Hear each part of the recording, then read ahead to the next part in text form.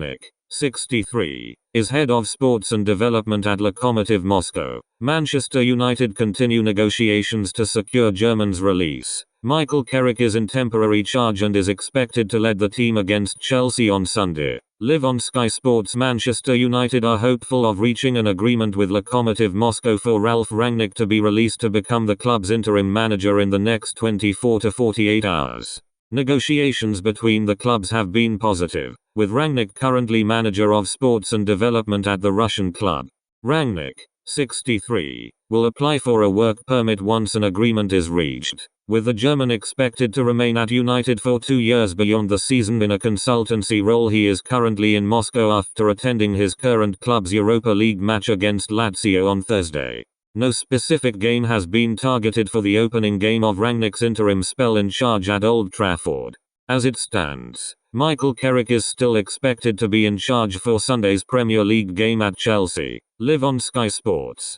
United are then next in action against Arsenal in the league on November 2. Carrick was placed in temporary charge while United sought to appoint an interim boss following the sacking of Ole Gunnar Solskjaer on Sunday. The former Manchester United midfielder oversaw the 2-0 victory at Villarreal on Tuesday, which secured the club's progress to the last 16 of the Champions League. Former Barcelona head coach Ernesto Valverde and former Lyon head coach Rudi Garcia had also been considered for the interim role. United are planning to make a permanent appointment at the end of the season, and Paris Saint-Germain boss Mauricio Pochettino is their first choice, with Ajax head coach Erik ten Hag also in their thinking. Speaking to reporters on Friday, Carrick would not be drawn on reports that United are poised to name Rangnick as interim manager. From my point of view, there's a lot of speculation and reports, but as I'm sitting here now, I'm preparing the team for the game against Chelsea on Sunday, Carrick said. My head's in the game. I haven't got any more news to share with you on that front. I'm just looking forward to getting down to London to play against Chelsea. Carrick added that whoever comes in, United's squad has the ability to quickly adapt to a change in style. I think you can get ideas across quite quickly, he said. History shows that. Sometimes it's not just about ideas, it's just a different voice, a freshness, and history proves that for whatever reason. Sometimes it works really well, sometimes not so well. That's the nature of life, and we'll see what happens in the days to come. There are lots of different styles in football. We've got a good group of players. Whoever comes in, I'm sure they can adapt. There's real talent and good people, good human beings in the squad, so we'll look forward to what's ahead. Ahead of another fixture against one of the Premier League title contenders, Carrick said confidence in the squad was up following Tuesday's win over Villarreal.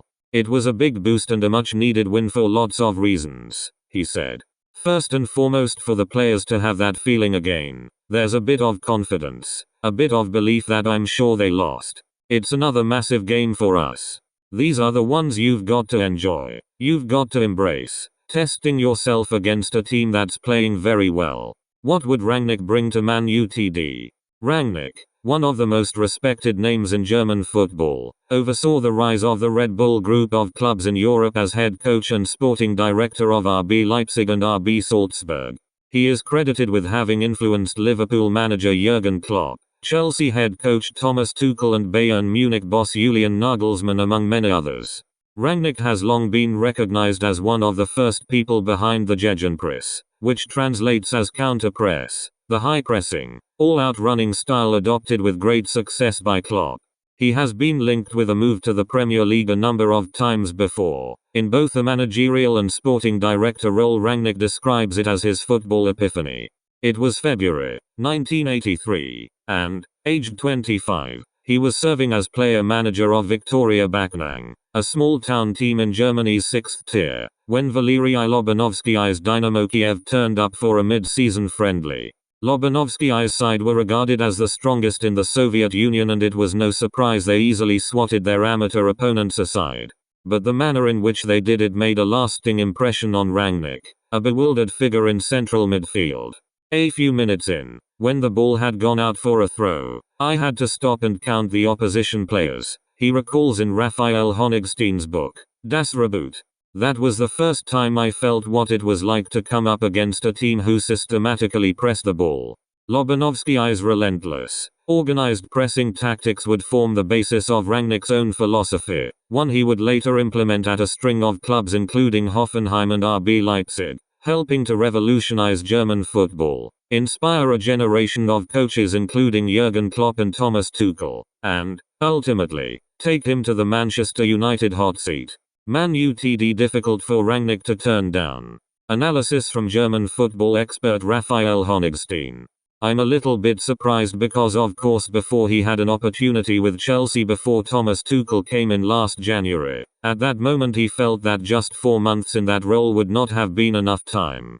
With United it is a different story. Firstly, there is still 2/3 of the season to go. Secondly, I think it is the United factor. There is a romance, a glamour attached to the role, meaning it is very difficult to turn down, especially if you look at the number of amazing players at his disposal. Not to work with them I think would have been very difficult for someone who still has so much passion for the job.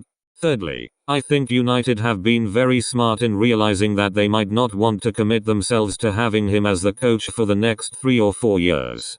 Maybe they have something different. Maybe they have someone else lined up for next summer. But they have a chance to get this guy through the door, tap into his knowledge and seek his help when it comes to setting up the academy, working with coaches, optimizing the transfer strategy, all the things where United have been really punching below their weight a little bit. I think as a package it is very difficult to turn down, and it really works well for him and for United. Michael Carrick spoke to Sky Sports' Laura Woods ahead of Manchester United's game against Chelsea on Super Sunday. My future is the next 2 or 3 days. That's as far as I'm prepared to look. Football is that kind of business where you never know what's around the corner at the best of times. All my energy, my mind, is on Sunday. I didn't have to ask too many questions. It happened very quickly. This is my role for now, however long it may be. It's not about how much I want to do this or how long. It's about what's asked of me really. At the moment I'm enjoying it for what it is. I understand what it is and my responsibilities, but I'm literally looking at this next game. It's such a big challenge. Whatever happens after that we'll have to wait and see.